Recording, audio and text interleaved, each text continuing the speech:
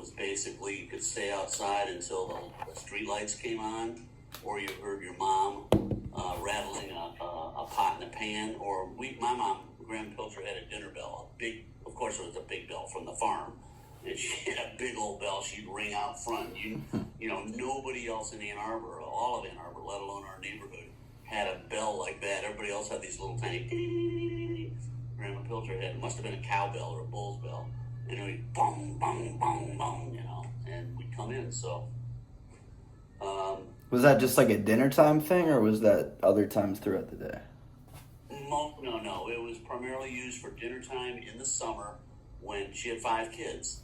And, the older ones might not have been in earshot of the dinner bell, but Aunt Jane and I were, and maybe John was, because we couldn't go that far.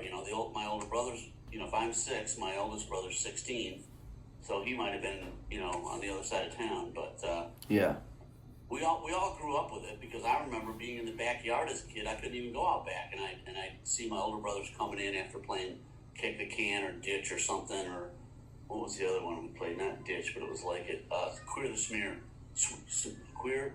No, smear the queer. Yeah. Okay. So you were usually always outside at a young age, and the only time that you were coming inside is if your mom, grandma, would be dinging that bell, bringing you guys in for dinner or for something else. Yeah, in the summertime, of course, school time's a lot different. But we were outside in the wintertime. I think you've seen pictures of my older brother, Uncle Joel, like 4 or 5, no, he's older than that. No, not much older, 6 or 7 years old. My mom made everybody go outside. Now, I wasn't even born yet, but made everybody go outside and play. And my brother John was younger, like 3 or 4, and Uncle Jim was like 10. And they'd play, but my older brother Joel just hated being outside in the winter. He'd sit on the front porch at Grandma's house, where you've seen, and just sit there in anger until he could come in. But, yeah, we were always outside. There was no air conditioning in the house in the summer. Of course, there was heat in the winter, but there was no air conditioning in the summer.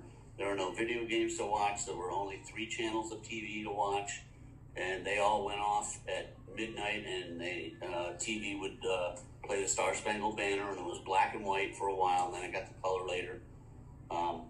So the things you did inside were what you did at summer camp, or what you did at summer camp, like, well, not crossword puzzles, but you'd play card games or board games and stuff like that inside at night.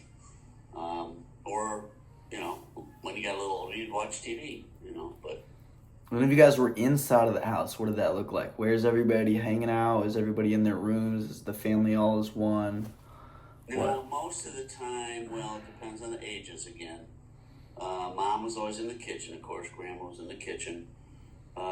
Janie and I were only 2 years apart, 2.5 years apart, so we hung out most of the time together.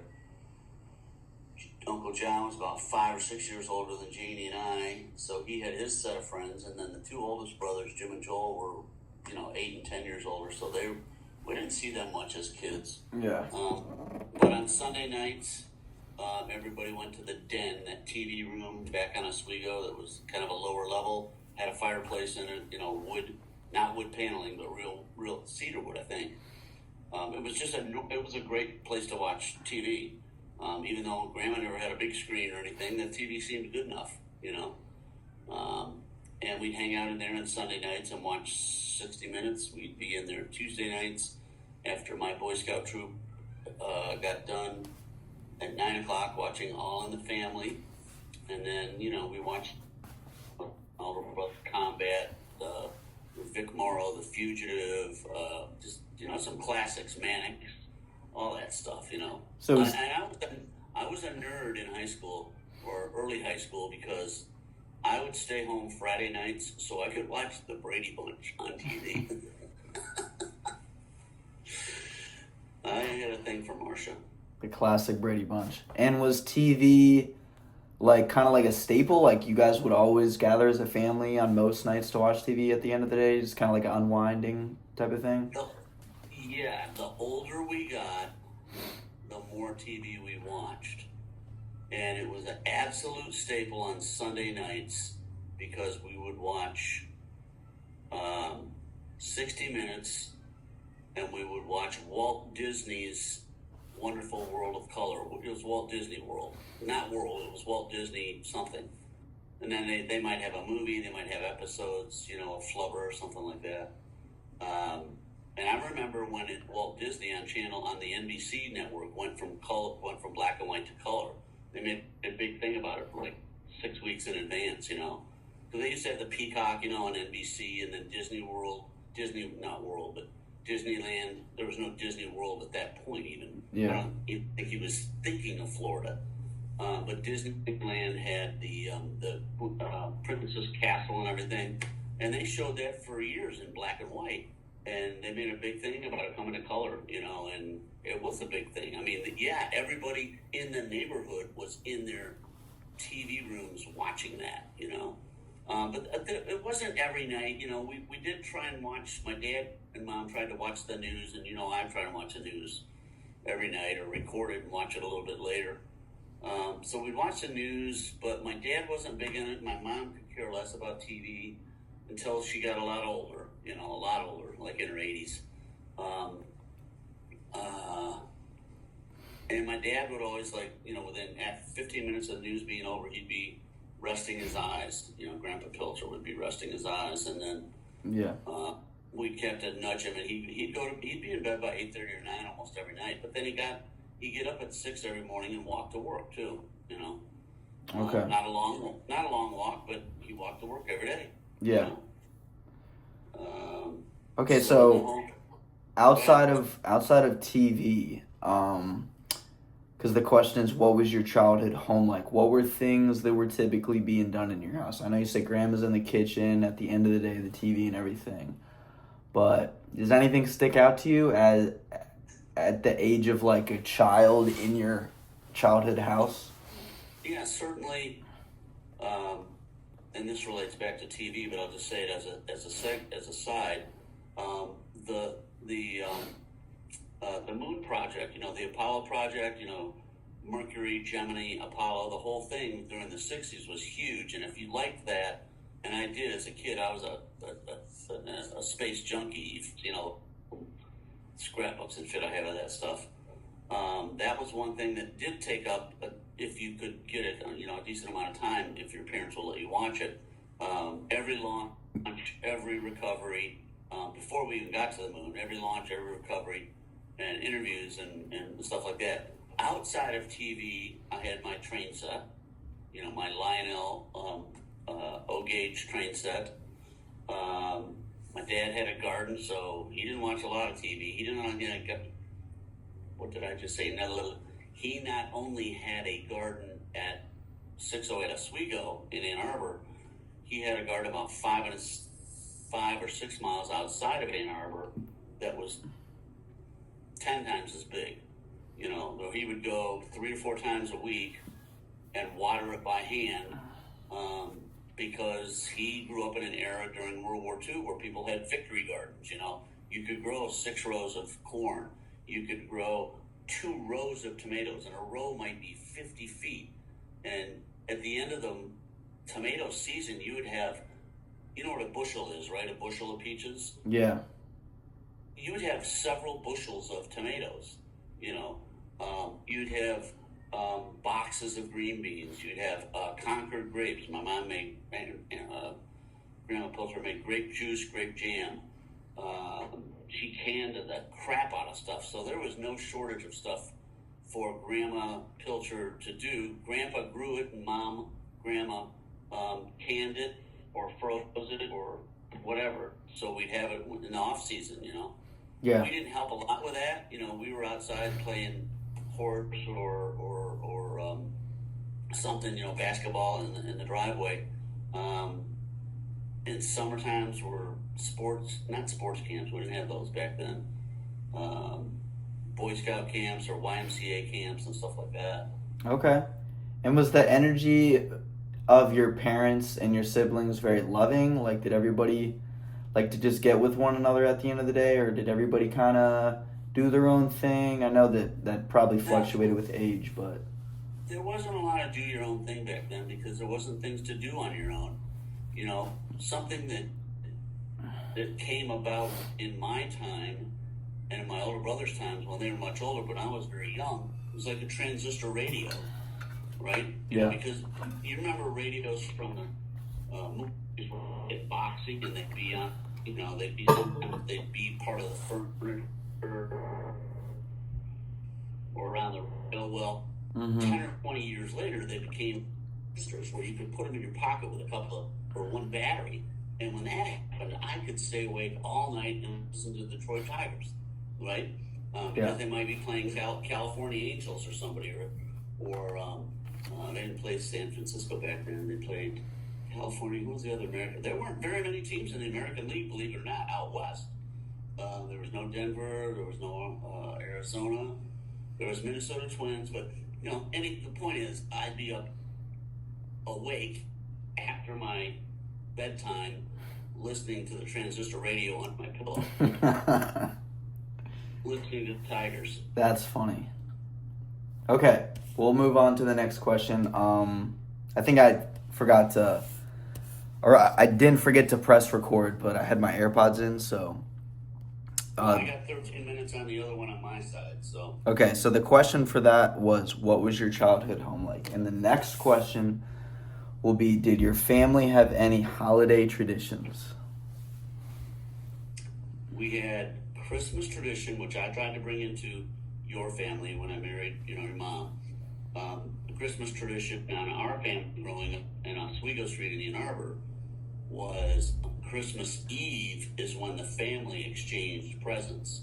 So, you know, the brothers and sisters would buy one present for each brother and sister. You had mom and dad. When you're young, you know, you make them and all that crap. But so we would go to church on Christmas Eve around like 5 or 6 o'clock. We'd come home and have dinner. It was a short dinner, but it was a Christmas dinner. And then we got to exchange presents. So that meant if there were like 3 kids, if there was 1 kid in the family and 2 adults, you would exchange three presents, right? Yep. But when you got 5 kids and 2 adults, and then you start getting boyfriends, girlfriends as some of the older kids get older, it takes a long time. So later on, we was surprised. You know, my dad liked going to church. My mom could kind of care less about it. I mean, she liked it for the social aspect, but not the spiritual. Go figure, Graham Pilcher. Yeah. What about your dad? Why did he like going to church? I think he really had a spiritual. He got some spiritual comfort from going to church. He believed in a God and in a heaven and things like that. You know, the way he was raised. He wasn't, you know, he was raised Presbyterian, but it was pretty strict out there in Iowa back in the 20s and 30s, you know. What was the original question? What did you do? I said church. Did your family have any holiday traditions? 4th of July, not a big tradition. We would go over to one person's house in Ann Arbor who had a better view of the fireworks. That was it. One of my parents. And they were pretty close, actually. Thanksgiving was big. Thanksgiving was big because my father, your grandfather, Clayton, James Pilcher, professor at University of Michigan of finance, he, being a professor, had lots of students who could not leave to go home during Thanksgiving because they were just too far away or too close to make it after, you know, if they lived in California and they're going to school in Ann Arbor, back then, a lot of people, you know, when I was growing up, you know, airlines were still kind of not in infancy, but they weren't like they are today. And a lot of people still in the early 60s would take trains home and stuff like that, and you just couldn't travel as well as we do now. And so very early on, and this is a good question, I'm glad you asked it, Clayton, because early on, our house was filled with students who couldn't get home for holidays. They didn't stay overnight with us. But it happened not very often, once or twice a year for several years. They would close the dorms or they would close the apartments where the students were living. And my mom and dad would give them the extra bedroom upstairs, or Janie and I would have to share a bedroom or something. Mm-hmm. But boy, there were a lot, an awful lot of students who ate Thanksgiving with us, came to a 4th of July party, and that party might be at an apple orchard, just How many not a students party. are we talking? Like 5 or 6 or 1 or Oh, 2? no, not at once, but I'm talking probably never more than 2 or 3 at a Thanksgiving. Okay. But it was every Thanksgiving, and it was usually someone new every year. And it would be Thanksgiving and not Mother's Day, not things like that. But there were a few who were graduate students who were staying at Michigan, and then they'd go on and they'd become professors, and you'd get to see them all after a while. And, you saw the love that these students had for my dad because he didn't have to do that. Mm-hmm. He was opening up his house. Yeah. His wife and Grandma Pilcher and Grandma, of course, was like, "Oh, bring more. Tell everybody next time." Yeah. But there were nothing. We usually got a live tree at Christmas. We didn't buy a tree. We usually went out to my father's friend, fellow Michigan professor, University of Michigan. Had several acres out there on Strawberry Lake north of Ann Arbor, and he said, "Go cut whatever you want," So that's pretty much what we did until I left, for college. Okay. No other holidays, traditions that stick out? New Year's was never a thing. My parents neither one of them couldn't wait to get home New Year's Eve. They were not big revelers, So just think for, there's no. Thanksgiving, 4th of July, Christmas, what other holidays are there? Halloween. Halloween was just, again, Leave It to Beaver style Halloween. You'd dress up in the stupidest costumes your mom or dad would make, or you'd make yourself, and you'd get your pillowcase, and or maybe you didn't even have pillowcases. Maybe we had specific things, but there was a lot more of, you'd go door to door, and these weren't traditions, but I'm telling you what it was like. You'd go door to door, and it's like, well, you trick or treat, it's like, well, I have a trick for you tonight. Some guy would do some little thing with, string in his hand, and go, what do you think of that? And we'd each other, and we'd go, trick or treat. You go, well, I just showed you a trick. And we'd egg the house later. Are you serious? People would actually do tricks? Yes. I can remember specific houses after you go once or twice. As a kid, you avoid that house in the future. There's nothing there. Yeah. And this was the sad part, really the telling part. And if that person was still there like 10 years later, you couldn't wait to go back there and just hope that they would do that trick again. Yeah. Instead of, because you've matured. It's Yeah. like, oh my God, I was so, Well, it's just funny you say that because I can't imagine going trick-or-treating with the kids nowadays and going to a person's house and they're like, you want to see a trick instead of candy? Like, that doesn't even sound like it would ever happen in today's People used to get flowers, and they would wrap them up. They'd have, like, tinfoil around the bottom of them and stuff, and it's like, give this to your mother. But those were the rarities. That was not the exception. 90% of the houses gave candy and stuff. There were a lot of candied apples. That stopped in about the first Tylenol scare or the first razor blade in an apple. Which, if you do look it up, I believe even in 2025, there's never been a documented case of a razor blade in an apple given to a kid on Halloween. Talk about an urban myth that's lasted 60 years. Yeah. Okay, so next question asks, who did you spend the most time with when you were a kid? Family, friends, or doesn't matter? Doesn't say, just whoever's on the top of your head. I gotta guess my sister at a certain period of time because we're only 2 years apart. But then you have. That's a tough question to answer because when you're really young, your mom, my dad was there a lot, but not a lot of time. He'd pop in and out a lot because, he had to work in the summers because of the, Grandpa Pilcher. That professors didn't make shit when I was growing up. He missed the big income by about 5 years. He retired about 5 years later. Professors' income doubled and tripled across the university. Oh, wow. Not across the nation. Yeah.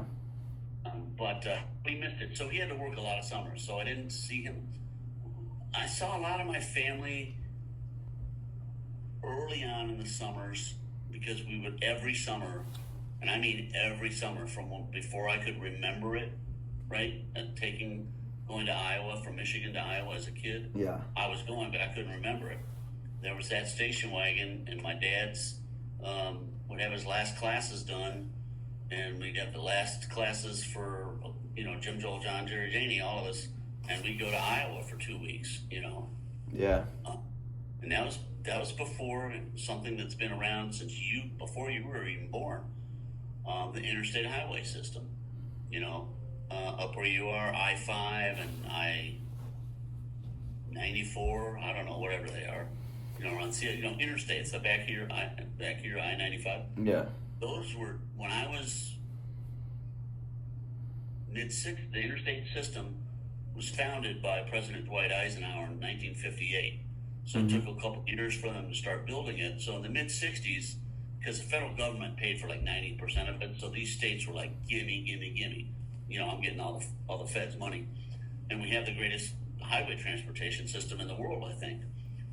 Patterned after, where I'm going with this, Dwight Eisenhower was in the Supreme Commander during World War II, and he saw all the Autobahn in Germany that were created during Hitler's regime, and the Autobahn and the U.S. highway, since it used to be called Interstate Highway System, used to be called the Interstate Highway and Defense System in the U.S. But regardless, so how the hell did I get off on that side? So I do it a lot, but we drove to Iowa before that interstate system was there. So there were a lot of 2-lane roads. It took from Ann Arbor to Fort Dodge, I want to say 14 hours back in the day before the interstates were complete. There were sections that were complete. And I think today it's about 9 to 10 hours because it's all complete. So summers in Iowa were phenomenal. You spent every single summer in Iowa? But not the entire summer. So we'd be out there. Like a month or what? Usually 2 weeks. My older brothers would spend a month. But that's when, because they were older, and my grandfather Shear, Grandpa Shear, Grandma Pilcher's father had the farm, Shear Farms. He was still actively farming when my older brothers were of age, but he sold the farm by the time I was a little older, so he wasn't doing the farming anymore. He was doing contract. He contracted it out. He rented the land. He owned the land, but he rented it to somebody who said, I'm going to plant XYZ. I'll maintain it, and I'll give you a certain percentage. Okay. But he owned at one time 3 different farms. They were all contiguous, meaning they're all together. On the west side of Fort Dodge, Iowa, he had a little bit over 500 acres, which, an acre is. That's a lot of frickin' land.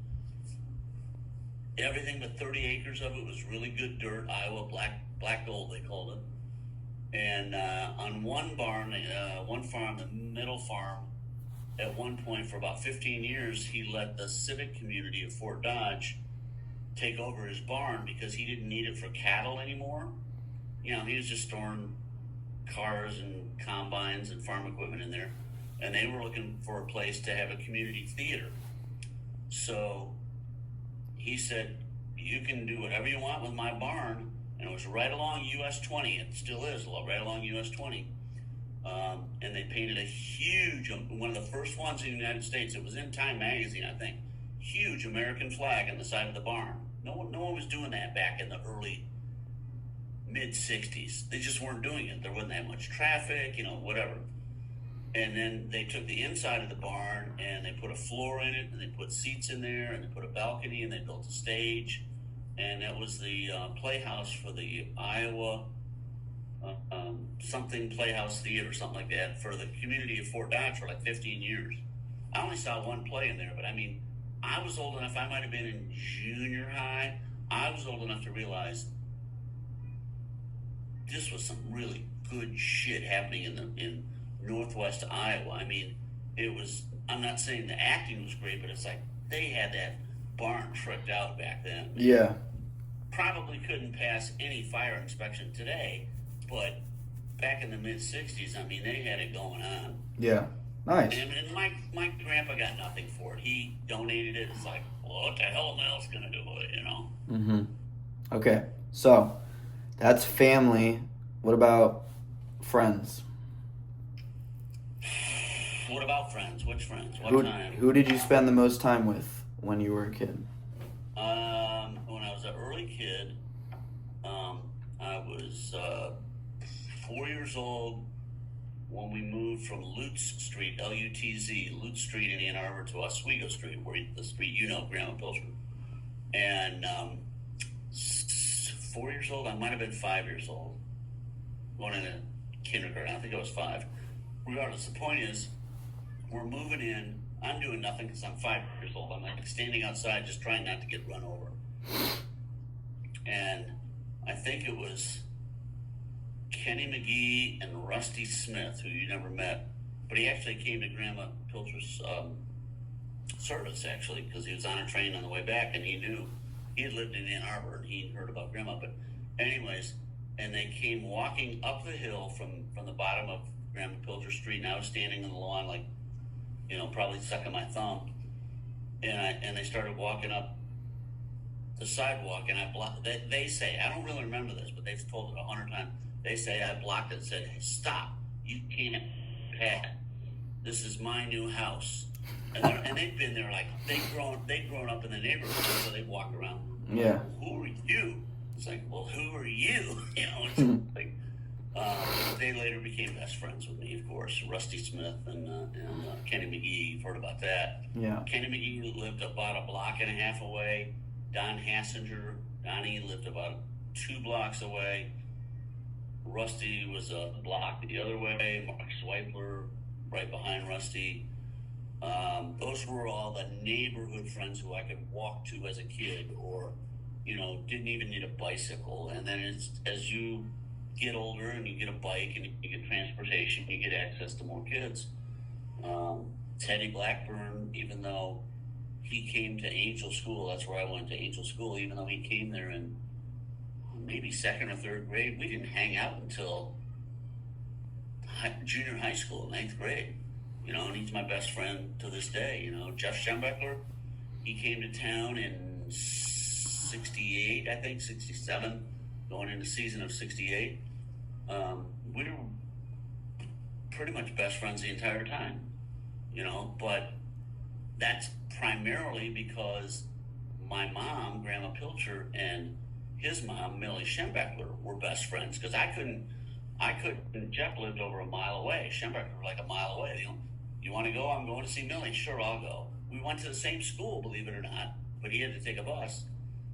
So I hung out with Jeff as I got older, and Donnie, and my core friends are still like on 2 hands, you know?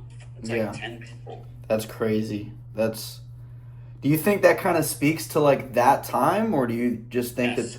that? Okay. I do. Yeah. Because I was wondering, I feel like nowadays that's not really the case. I mean, obviously, like Abby, she talks to a lot of her, you know, Look at your Marine Corps experience, though.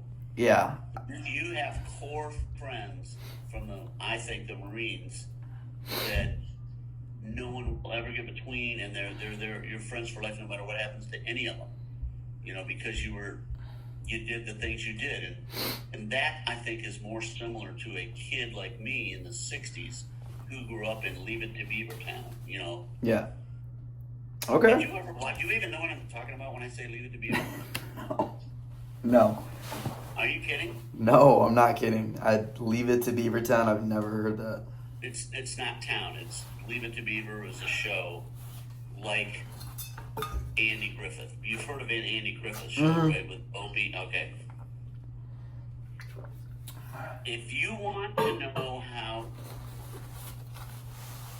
Uncle Jim and Uncle Joel and Uncle John, and then a little bit of me and Aunt Jane grew up, you can Netflix it all day long because it's free. I think it was on for 4 or 5 seasons. Leave It to Beaver. It's a show? And it's a TV show. It's in black and white. It's 2 kids, Beaver and his older brother Wally, and their bully, Eddie Haskell.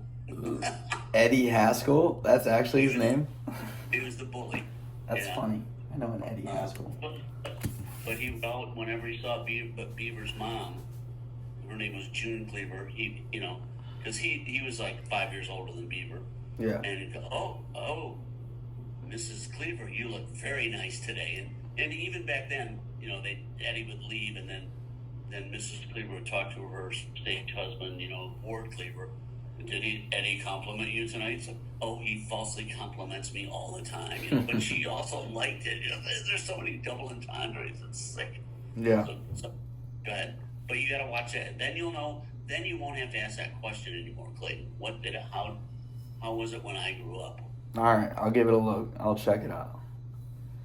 The next question, and by the way, just let me know when to cut this off whenever. It's obviously 3 hours earlier here. Yeah, I'd say another.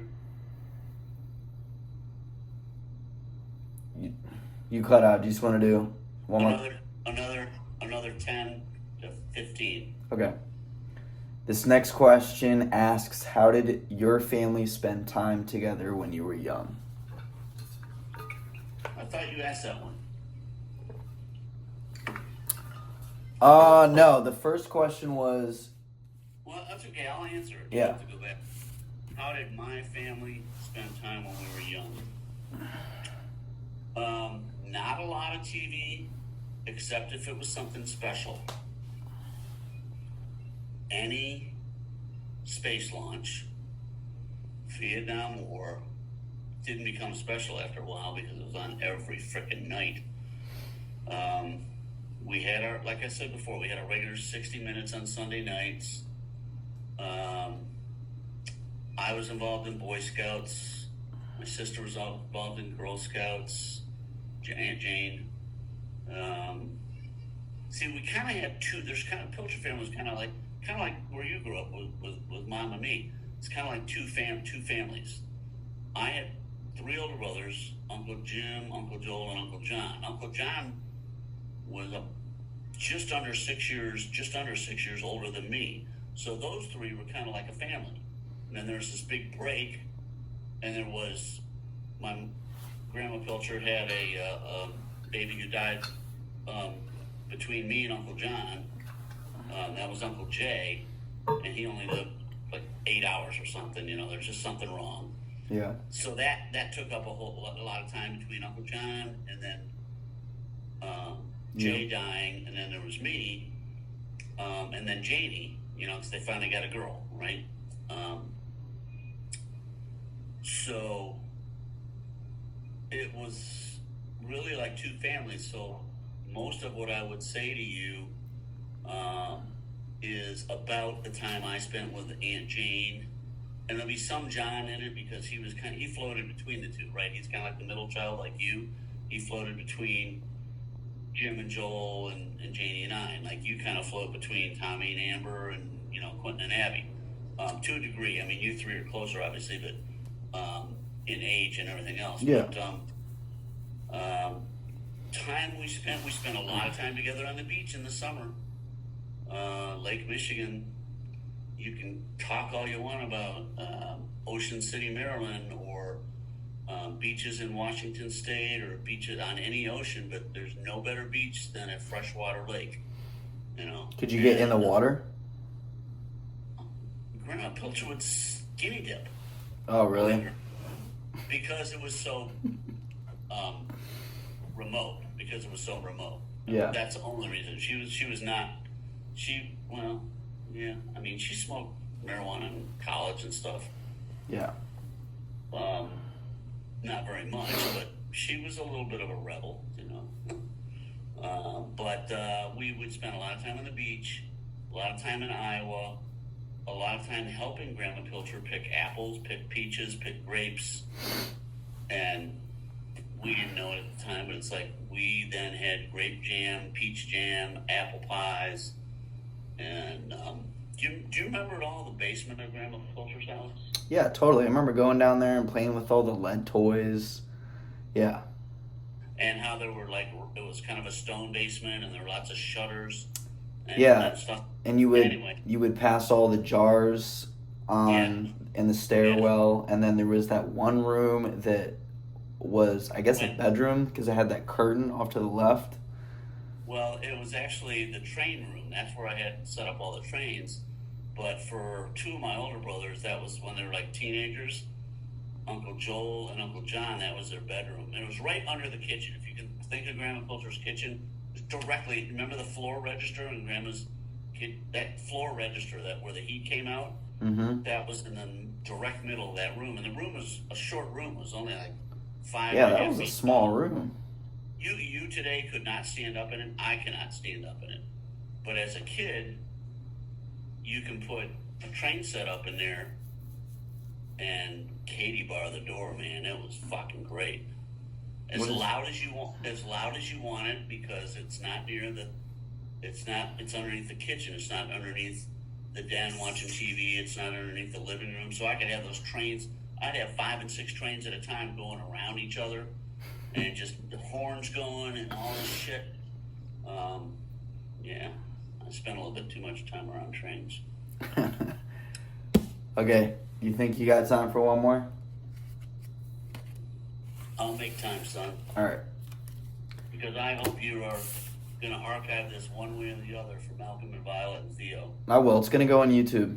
I'll give you the link. I don't care, but just so as long as they can see it at some point. No, yeah, it's going to go on YouTube with all the other stuff that I've been posting. All right. Could you tell me a story or a memory of your brothers and sisters? Anything off the top of your head that just sticks out? Yeah. That I could say on YouTube.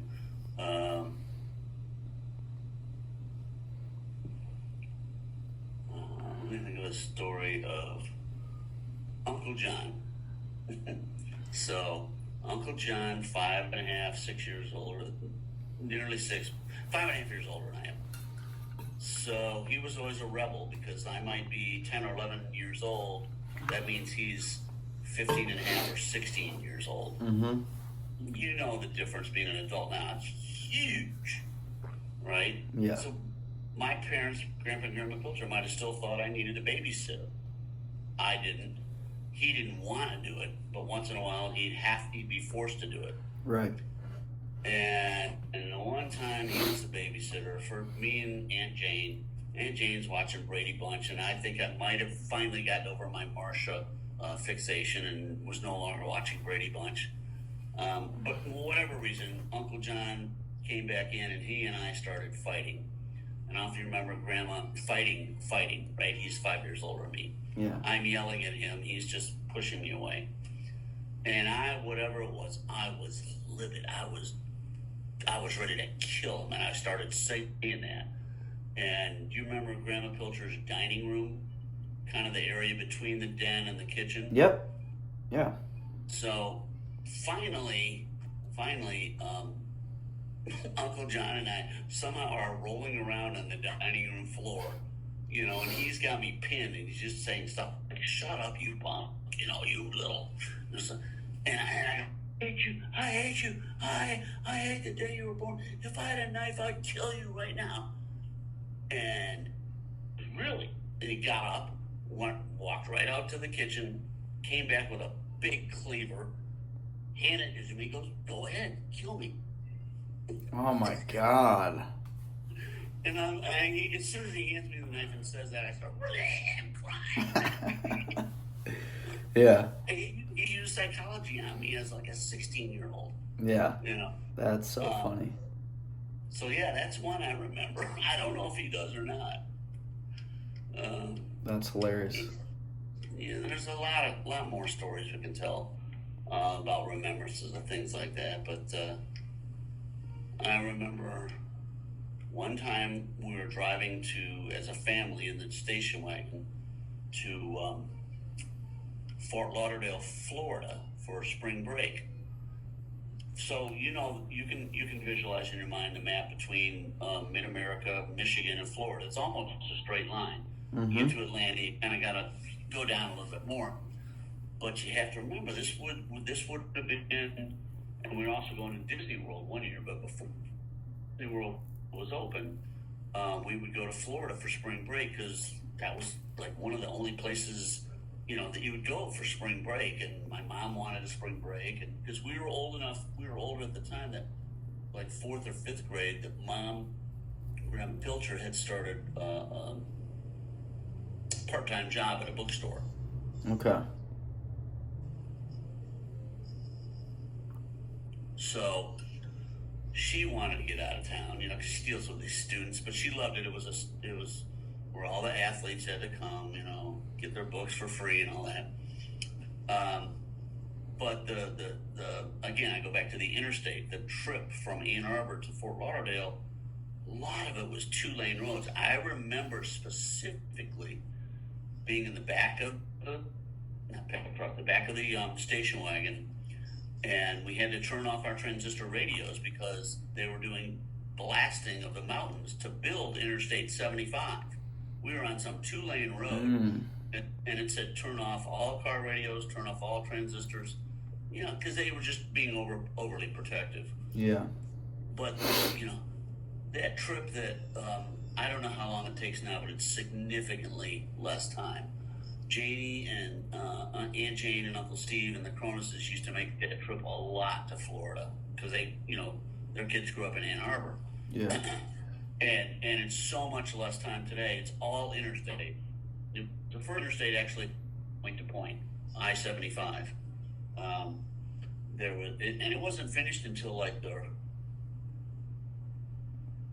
maybe early 2000s. There was still one drawbridge in Zilwaukee, Michigan, and an interstate's not considered finished if there's any red light or cross street. Right? Interstate has to be, you can start at point A and go all the way cross country without ever hitting a red light or a cross street, like that. So anyways, I get into this interstate shit. But man, we would drive down there. I remember we would stay at these motels until my dad found out about Holiday Inn. And it was the same everywhere we went. After that, he was a Holiday Inn junkie. Well, it's $7 more to stay at a Holiday Inn, but I know what to expect there. Because there were, and we'd eat it at Jerry's. So I loved it. What did he like so much about Holiday Inn? Consistency. McDonald's. You didn't matter where you were. Holiday Inn, if you checked in there, you had good towels, clean bathroom, you had a clean room, you had fresh sheet, consistency. Prior to chains, there was no such thing. It was good luck or, what you read about or, somebody had been in that trip before. Yeah. Before. Does anything stick out about Aunt Jane? One trip to Florida, when we were pretty young, I would say she might have been in kindergarten. We didn't even have enough money to make buy each other Christmas. We were going out for Christmas. We didn't have enough money to buy each other, and I don't think she knew. It's kind of like the age of where Zach and Charlotte are now. Zach knew, and he knew the value of money a little bit, but Charlotte, not at all. So I was Zach, and Charlotte was Aunt Jane. And I didn't have money, but I hunted all these shells and things like that along the beach, and I made her this, I was about to say beautiful, I made her this necklace, of shells and stuff that I found. Yeah. All I remember is it spent a lot of time doing it, and it's what everybody today says, that's what a present is something of love, of going out and making. Yeah. And I gave it to Aunt Jane. I wrapped it and I gave it to Aunt Jane for Christmas. And she opened it, and she doesn't remember this to this day. She opened it and she goes, So, who made this? And threw it down. Oh, she was cruel and she didn't even know it. She didn't even know it. And I remember Grandma Pilcher, all I remember was her hand going up like this to her face. Yeah, she was like, oh no. Because I was of that age. You can imagine Zach or Matt doing it even though he's younger, spending a lot of time making something, and then you give it to someone and they just like, what is this? Yeah, that is so funny. Because she was so young. Because we were going by this new place called Disney World, Mm-hmm. and every time we'd go to get gas, we'd go to Stuckey's, and there was like some new things there, and they had alligators, and stuff like that you could buy, and shells and pecans, and it was like every stop closer to Florida was like more. Look at all this, now there's more. Yeah. And I ended up giving my sister some shell. I think it was on yarn, actually. That is hilarious. I was crushed, and I'm glad she doesn't remember it. Yeah. I mean, she was at an age where it was obviously she wasn't trying to hurt your feelings or anything. Of course not. She wanted Barbie. Yeah. All right. We'll wrap this up. This was really good for a first episode. You said you recorded. I did. I recorded 48 minutes, it looks like, but I don't think it's going to be